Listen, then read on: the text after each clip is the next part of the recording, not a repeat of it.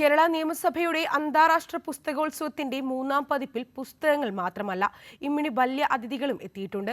ബേപ്പൂർ സുൽത്താനും സുൽത്താൻ മലയാളി മനസ്സുകളിലേക്ക് എഴുതിച്ചേർത്ത കഥാപാത്രങ്ങളും ഒന്നായാണ് നിയമസഭയിലെത്തിയത്. മലയാളം പള്ളിക്കൂടവും കോട്ടൺ ഹിൽ സ്കൂൾ മലയാളം ക്ലബ്ബും ചേർന്നാണ് ബഷീറിന്റെ മൊഞ്ചത്തികൾ എന്ന നാടകം അവതരിപ്പിച്ചത്. എന്റെ പ്രിയപ്പെട്ട പാട്ട്, സൈക്കിളിന്റെ മാസ്മരികമായ ശബ്ദം. അല്ല, ആരാ ഇത്? നമ്മുടെ ബഷീറല്ലേ? വരി, ഇരിക്കി, ഞാനൊരു ചായ എടുക്കാം.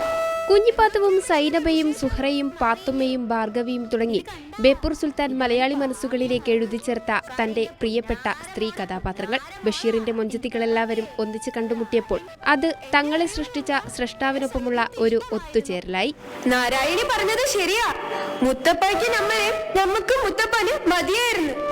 പക്ഷേ ഇപ്പൊ നമുക്കൊരു തോന്നല്, നിക്കാഹ് കഴിപ്പിക്കാൻ ബാപ്പ ഒരു കൂട്ടിയ കാശുകൊണ്ട് നമ്മളെ പഠിപ്പിച്ചാൽ മതിയായിരുന്നു. എന്നാൽ നമ്മൾ നല്ല ബുദ്ധിയും വിവരവുമുള്ള ആളായിരുന്നു. സ്വയം പര്യാപ്തതയും സ്ത്രീ സ്വാതന്ത്ര്യവും ലിംഗസമത്വവും തുടങ്ങി ബഷീർ തുറന്നുകാട്ടിയ എല്ലാ ആശയങ്ങളും പരസ്പരം പങ്കുവെച്ചുള്ളതായിരുന്നു നാടകം. ഈ സ്ത്രീധനമെന്ന ഏർപ്പാടിനെ തന്നെ ഞാൻ കഠിനമായി വെറുക്കുന്നു. എല്ലാ സമുദായത്തിലുമുണ്ട് ഈ ഏർപ്പാട്. അതുപോലെ ഈ ജാതി, മതം ഇതൊന്നും ഹൃദയങ്ങൾക്കിടയിൽ മതിലുകൾ ഉണ്ടാക്കരുത്. സ്ത്രീകളുടെ പുരോഗമനം അതായിരുന്നു ഞങ്ങളുടെ നാടകത്തിൻ്റെ മോറൽ. ഞങ്ങൾ ഇതിനു മുമ്പ് ഈ നാടകം അവതരിപ്പിച്ചിട്ടുണ്ട്. ഞങ്ങളുടെ സ്കൂളിൽ മലയാളം ക്ലബിൻ്റെ വക ഞങ്ങൾ ഇത് അവതരിപ്പിച്ചിട്ടുണ്ട്.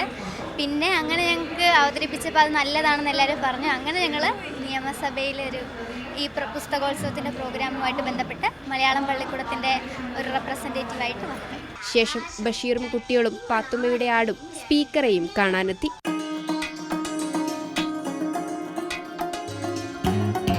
ആരാനോ മറ്റേ മതിലുകൾ ജയിലിൽ ഡ്രസ്സാണല്ലോ.